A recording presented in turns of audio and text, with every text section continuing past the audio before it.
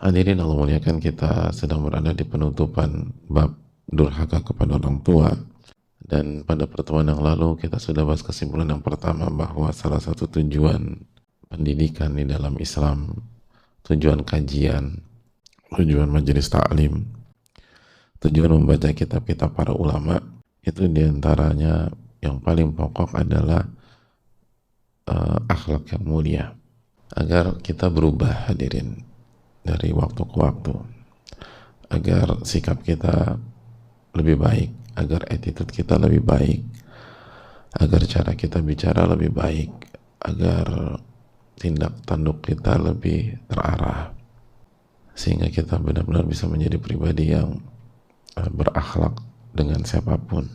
Dan yang paling penting di atas semua itu adalah berakhlak dengan Allah Subhanahu wa Ta'ala, lalu berakhlak dengan Rasulullah Sallallahu Alaihi Wasallam.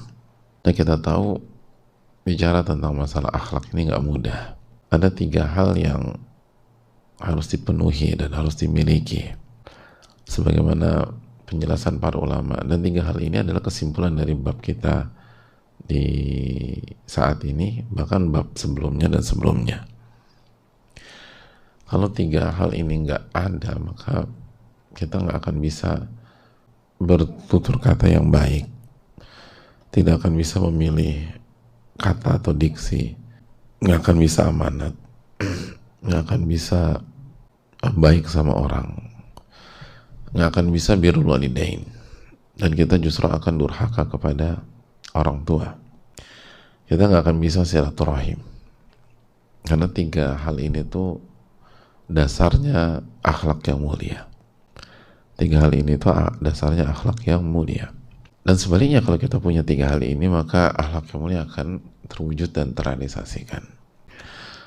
Hadirin Allah muliakan, yang pertama kata para ulama, wa huwa natijul imani billahi minahiyah. Itu lahir dari iman.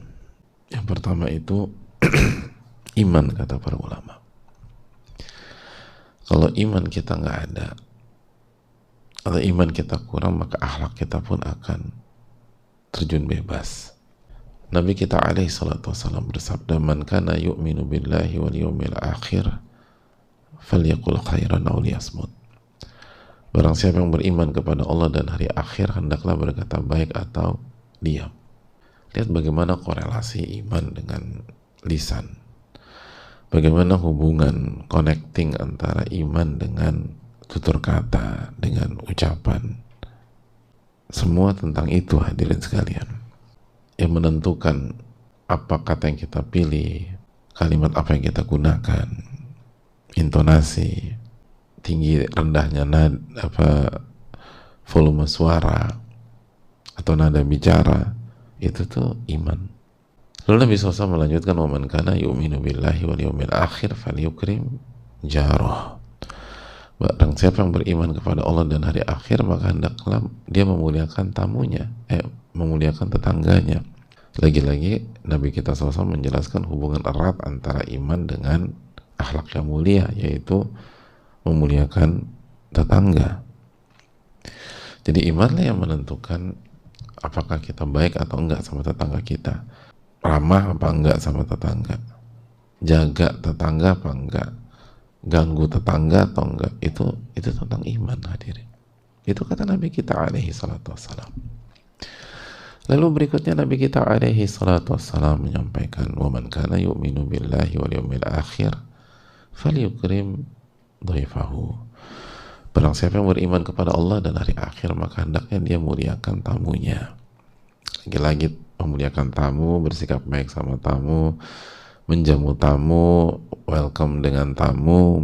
Itu dari dulu sampai sekarang semua kita sepakat itu bagian dari akhlak yang mulia. Dan lagi-lagi lahir dari iman, lahir dari iman. Maka ini menunjukkan bahwa gak bisa dipisahkan. Hadirin Allah muliakan, mungkin ada yang bertanya, aku tuh punya teman-teman atau aku kenal orang cukup banyak, dia gak beriman sama Allah, tapi itu terkatanya baik, sopan, santun. Nah itu bagaimana ya hadirin? Hadirin Allah muliakan, itu bukan hal yang aneh bagi orang yang bergaul di masyarakat. Namun perlu kita renungkan bahwa akhlak yang mulia itu bukan hanya beberapa hal zahir, ya itu bagian dari akhlak yang mulia. Tapi akhlak mulia yang diinginkan dan menjadi goals kita adalah akhlak yang zahir dan batin. Sebagaimana tadi kita sampaikan keterangan Al-Allamah Ibnul Qayyim rahimahullah, lalu juga keterangan Ibnu Rajab rahimahullah, sebelum siapapun Anda harus berakhlak dulu dengan Allah. Dan kalau dia nggak beriman sama Allah, berarti kan dia nggak berakhlak dengan Allah. Dan juga setelah itu dia harus berakhlak dengan Rasulullah SAW. Sebagaimana ada contoh-contoh yang cukup banyak di masyarakat. Beberapa anak-anak yang durhaka kepada orang tuanya, membantah, suara tinggi, marah, itu dikenal humble loh di lingkungan pergaulannya. Kalau ditanya ke teman-teman sekolah atau teman-teman kampus atau teman-teman mainnya, gimana menurut lo si fulan nih gimana? Oh, asik orangnya bro. Yang lain bilang ini orang tuh humble banget, jadi dipuji. Tapi ketemu orang tua, oh ribut, suara tinggi, ngamuk. Sekarang aja kabur dari rumah 2 pekan. Jadi hal-hal seperti itu bukan hal yang mengejutkan.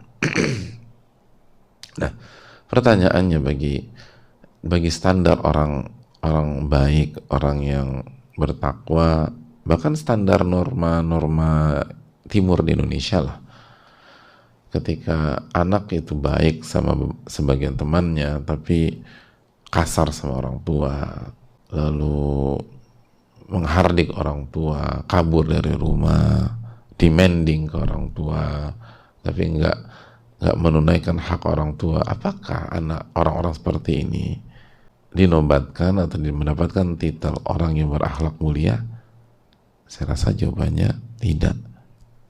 Oh tapi dia baik loh sama temannya. Iya, kita tahu. Tapi sebagaimana dia baik sama teman, dia harus baik sama ibunya juga. Dia harus baik sama ayahnya juga.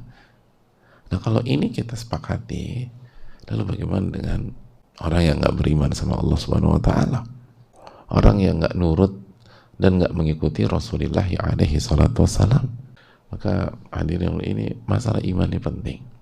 Sebagaimana juga adanya beberapa sikap yang baik tanpa didasari oleh iman yang kuat, itu seringkali nggak konsisten karena motifnya tuh duniawi.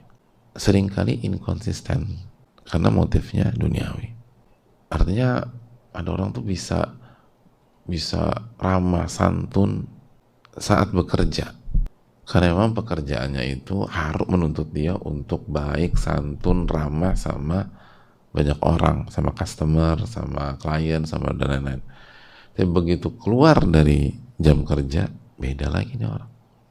Dan seakan-akan hidup dengan dua standar dalam hidupnya, standar ganda.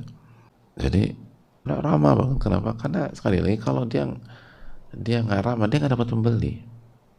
Dia nggak ramah, klien bisa kabur dari dia. Dia nggak ramah, customer akan menyingkir. Tapi begitu nggak ada hubungannya, oh beda deh. Giliran dia jadi customer karena dia mau melakukan mau beli A, atau dia ada di restoran B dan seterusnya, ini banget orangnya, beda. Kenapa? Karena ketika dia berbicara sebagai di pekerjaannya, dia bukan berbicara baik berdasarkan iman, bukan, tapi berdasarkan uang, berdasarkan kedudukan, posisi, pekerjaan, target. Dan jelas beda dengan orang yang melakukan hal yang sama karena iman. Dia akan konsisten, mau dimanapun ya polanya sama, baik aja. Kenapa? Karena sekali lagi dia beriman. Allah yang mendengar ucapannya di kantor pasti mendengar ucapannya di rumah, pasti mendengar ucapannya di jalan, pasti mendengar ucapannya di tempat-tempat lain. apapun status dan kondisi orang tersebut. Jadi dengan iman itu bahwa akhlak itu akan konsisten. Betul nggak sempurna karena kita manusia yang penuh kelemahan, tapi konsistensi secara umum itu penting. Dimanapun dia akan oke. Makanya kan kata Nabi SAW, ittaqillah haitsuma kunt, bertakwalah kepada Allah dimanapun dan kapanpun Anda berada. Kenapa? Karena iman menuntut itu. Ya'lamu kha'inatal a'yun wa ma tukhfi sudur. Allah mengetahui pengkhianatan mata dan apa yang Anda sembunyikan di dalam hati. Alam ya'lam bi anna Allah yara. Tidakkah dia mengetahui Allah Maha melihatnya? Allah As-Sami, Allah Maha mendengar. Allah Al-Basir, Allah Maha melihat. Innallaha kana 'alaikum raqiba. Allah Maha mengawasi Anda. Jika seseorang mengimani hal-hal tersebut, maka sekali lagi dia akan memiliki akhlak yang mulia dimanapun dia berada, dan dia akan berbakti sama orang tuanya walaupun gak ada siapapun. Dia gak berani durhaka sama orang tua. Kenapa? Iman. Nah seringkali kan kita susah baik sama orang rumah, diantaranya orang tua, kan karena itu, karena gak ada pencitraan di dalam rumah, gak dilihat mayoritas orang. Kalau kita udah dalam rumah udah suka-suka nih, tapi bagi orang-orang beriman sama aja bagi mereka tuh. Bahkan di dalam rumah lebih ketat lagi. Kenapa? Karena itu pembuktian yang lebih dalam tentang imannya kepada Allah Subhanahu Wa Taala. Makanya kan kata Nabi SAW, khairukum li ahli wa ana khairukum li ahli. Sebaik-baik kalian yang paling baik dengan keluarga, yang paling baik dengan istri, anak-anak, dan aku orang yang paling baik dengan istri dan anak-anak. Kenapa parameternya itu? Diantaranya karena ngadepin orang rumah itu benar-benar beda. Dan kalau kita nggak jujur sama Allah, kalau kita nggak beriman dengan Allah, susah untuk konsisten di dalam rumah. Maka marilah kita renungkan hal ini, dan ini adalah pilar pertama atau dasar pertama. Insyaallah kita akan bahas yang berikutnya di pertemuan yang berikutnya, insyaallah taala. Saya rasa cukup sampai di sini. Subhanakallahumma wa bihamdika, la ilaha illa anta, astaghfiruka wa atubu ilaik. Assalamualaikum warahmatullahi wabarakatuh.